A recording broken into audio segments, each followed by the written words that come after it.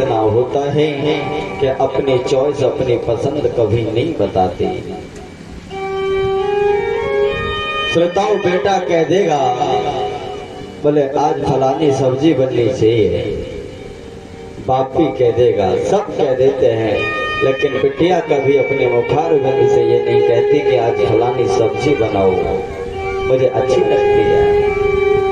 अच्छी लगेगी तो बेचारी खा लेती है, और वो सब्जी उसके ना पसंद है तो पानी से ही अपने जीवन का गुजारा कर लेती है। अगर संसार में कहीं समर्पण कहीं त्याग है तो वो है बेटी के जीवन में। इतना त्याग, इतना समर्पण।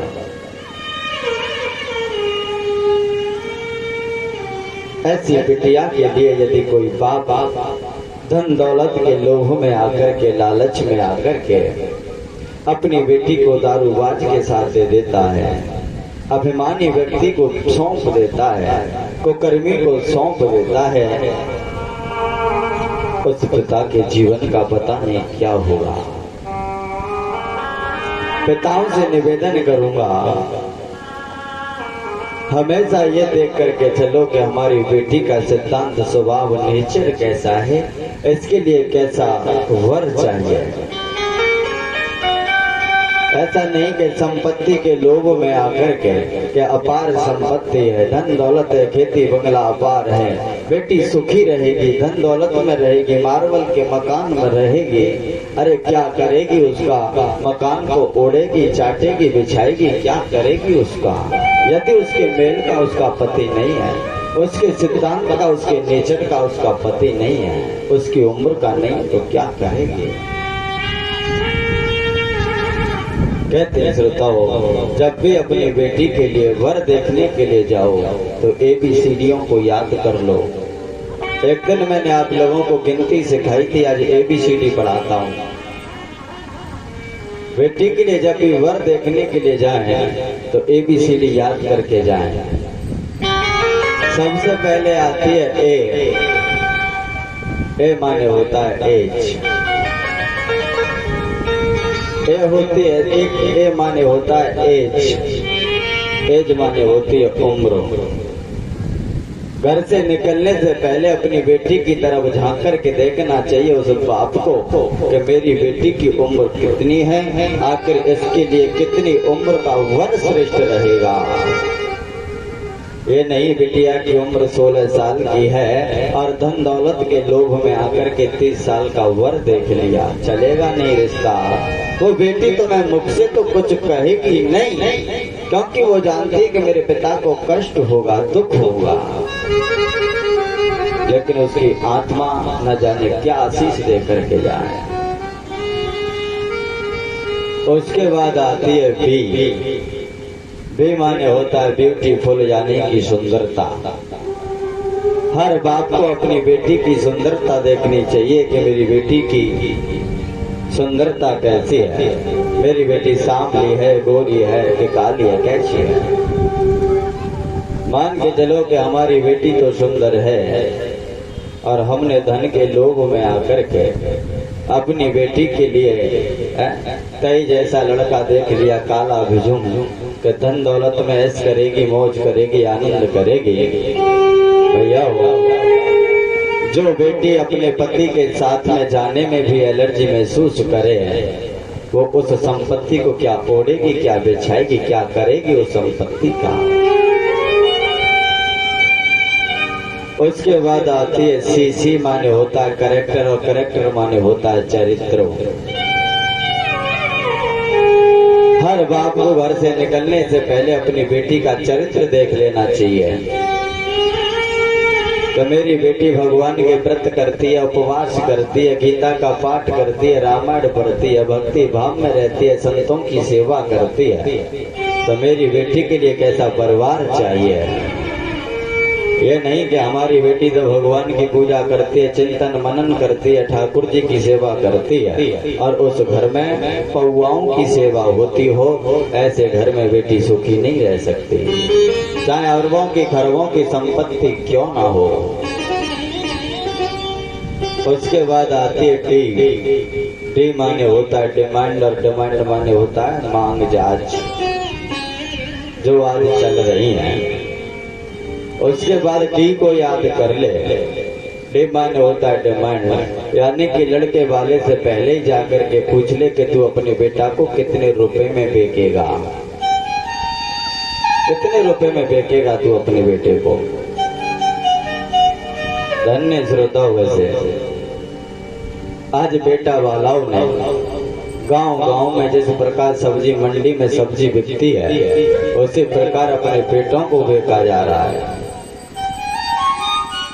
उसी प्रकार बेचा जा रहा है अपने बेटों को। बोली सी लग रही है फलाना 11 लाख लगा गया भैया, 12 लाख से कम नहीं करूंगा।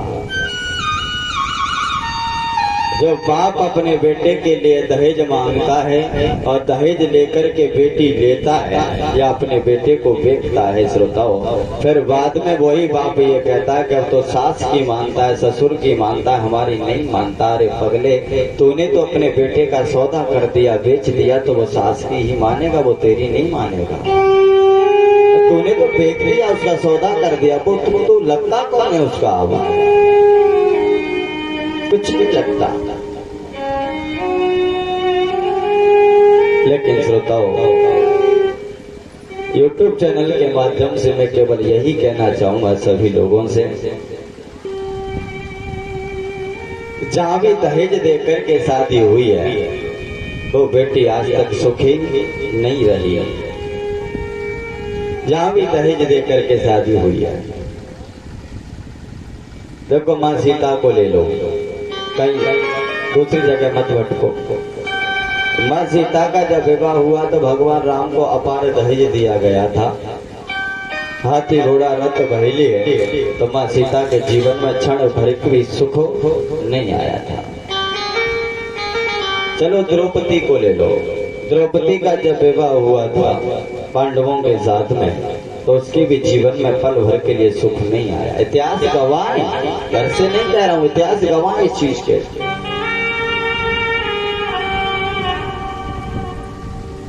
तो कहते हैं जीवन में कभी भी अपनी बेटी के लिए ये मत देखो कि कितना बड़ा पैसे वाला है, कितनी संपत्ति है इसके पास है। श्रोताओं, कोई भी बिटिया चाहे कैसी भी क्यों न हो, कोई भी बिटिया धन दौलत की भूखी नहीं होती। बेटी हमेशा चाहती है कि मुझे मेरी सास का प्यार मिले, मुझे मेरे ससुर पिता का प्यार मिले, पति का प्रेम मिले। वो संपत्ति का करेगी क्या? अपार संपत्ति हो और पति व सास ससुर का प्रेम प्यार नहीं है तो उस बेटी का जीवन बेकार है, किसी काम का नहीं है, किसी काम का नहीं है। कहते श्रोताओं, डिमांड में पहले ही जाकर के पूछ लो, बोले भाई तू अपने बेटे को कितने रुपए में बेचेगा। ऐसा ना हो कि लगन वाले पहले तो कहते बोले महाराज स्प्लेंडर से काम चला लूंगा, और लगन वाले दिन कहे बोले महाराज छोरा तो बुलेट को अडरो, बुलेट लेके आनी है। पहले ही पूछ ले कि तेरी औकात कहाँ तक है, कहाँ तक तू मांग सकता है, कितना भिखारी है वो पहले ही बता दे, कितना भिखारी है तू। सोच करके सोचो श्रोताओ, सोच करके सोचना। मैं तो शब्द कह के चला जाऊंगा, लेकिन सोच करके सोचना। जिसके पास में सरकारी नौकरी, अरबों की संपत्ति है, फिर भी वो भीख मांग रहा है, फिर भी वो तुमसे धन दौलत मांग रहा है, ऐसे भिखारी की जीवन में पार नहीं पड़ती। ऐसा भिखारी जीवन में बेटी को सुख नहीं दे सकता। डिमांड पहले पूछ लो।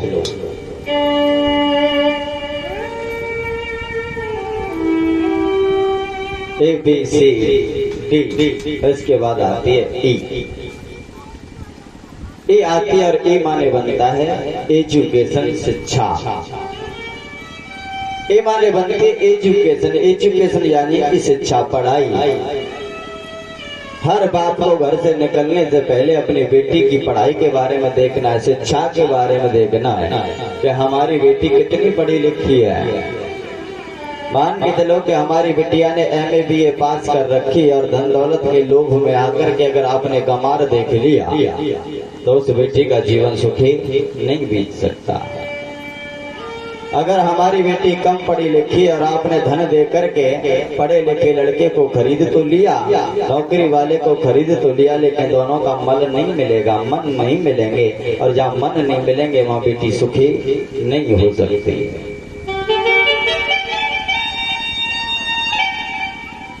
श्रोता ज्यादा नहीं, केवल 4-6 शब्द ही याद करके चले जाओ। ये सब चीज देखने के बाद में देखो, हाउस माने होता है घर। इन सब चीजों को देखने के बाद अब घर को देखो कि आखिर घर कैसा है, परिवार कैसा है, फैमिली कैसी है। फैमिली के बारे में जानकारी लो, उसका परिवार कैसा है। जब आप फैमिली के बारे में जानकारी लोगे, कहीं ऐसा तो नहीं कि हमारा परिवार सज्जन है, भगवान का भक्त है, इसकी फैमिली कहीं ऐसा ना हो कि जिस पे 10-12 मुकदमे चल रहे हो, जो धन दे रहे हैं वो सारा धन मुकदमे में ही चला जाए। ऐसा होना नहीं चाहिए। फैमिली देखें, फैमिली के बाद में हाउस, तब देखें कि ये मकान कैसा है। पहले ये ना देखें कि अच्छी मार्बल। एक और निवेदन करूं श्रोताओं, आज हम लोग अपनी बेटी के लिए देखने के लिए जाते हैं तो सबसे पहले देखते हैं घर, और घर देख करके बेटी की शादी कर देते हैं। अच्छा है, बढ़िया है, मकान है, मार्बल बिछी हुई है, संगमरमर का पत्थर बिछा हुआ है, लेकिन क्या कभी आपने पीछे मुड़ करके ये देखा है कि इस पे कितना कर्ज है, सरकार का कितना कर्ज है इस पे। भैया मार्बल तो गरीब ही गरीब बिछवा सकता है, खेत को गहने दे करके, खेत पे लोन लेकर के मार्बल तो वो भी बिछवा सकता है। और अधिकतर मार्बल उन्हीं घरों में बिछ रही है जिन पे घोंटू कर्ज है सरकार का और लोगों का। जिन्होंने गरीबों को सताया, गरीबों के खून चूसे, उन्हीं के घरों में मार्बल पाई जाएगी। तो मैं निवेदन करूंगा हर पिता से कि अपनी बेटी के लिए जाएं देखने के लिए, तो धन दौलत मकान कोठी बंगला नहीं, बल्कि जो मैंने आप लोगों को बताया है वो देखना चाहिए, अगर बेटी को सुखी रखना है तो। बेटी को सुखी रखना है तो आइए वही लौट करके अपनी कथा पर। आज वो दुष्ट कंस विदा कर रहा है, बड़े हर्ष और उल्लास रोता हुआ, विलकता हुआ, लेकिन कहते हैं श्रोता हो, जैसे ही उस देवकी को रथ में बिठाया, आकाशवाणी हुई, अरे दुष्ट कंस, जिस बहन को तू बड़े हर्ष और उल्लास से विदा कर रहा है, इसी बहन का 8वां गर्भ तेरा काल होगा, तुझे मारने वाला होगा। कंस ने इतना सुना, मरने का उपाय सोचा कि मरने से कैसे बचूं। आज कहते हैं श्रोता, उस दुष्ट कंस ने अपनी बहन देवकी के केसों को पकड़ लिया और रथ से नीचे खींचने लगा, ना रहेगा बांस और ना बजेगी बांसुरी। आज देवकी को मार ही देता हो, जब देवकी मर जाएगी तो 8वां होगा कहाँ से, जब 8वां होगा नहीं तो मैं मरूंगा कहाँ से। लेकिन श्रोताओं कहते हैं मृत्यु सत्य है, अटल है, कोई कितने भी उपाय कर ले बचने के, मरना सभी को है, जाना सभी को है, मृत्यु अटल सत्य है, कोई कितने भी प्रयास कर ले। आज कंस केसों को पकड़ के खींचने लगा। आज देवकी रोने लगी, भैया मेरे केसों को छोड़ दे, मुझे पीड़ा होती है, कष्ट होता है, दुख होता है, मुझे छोड़ दे। लेकिन वो दुष्ट कंस नहीं मानता, केस पकड़ के खींचने लगा नंगी तलवार लेकर के। जैसे ही देवकी के गर्दन को काटने के लिए हुआ, आज वसुदेव जी ने हाथ जोड़ करके हाथों को पकड़ लिया। अरे कंस, तुझे देवकी से तो कोई भय नहीं है, तुझे केवल देवकी के 8वें पुत्र से भय है। अरे भैया तू देवकी को छोड़ दे, देवकी का जो 8वां बालक होगा उसे मैं तुझे दे दूंगा। इसलिए श्रोताओं मैं सभी से यही कहना चाहूंगा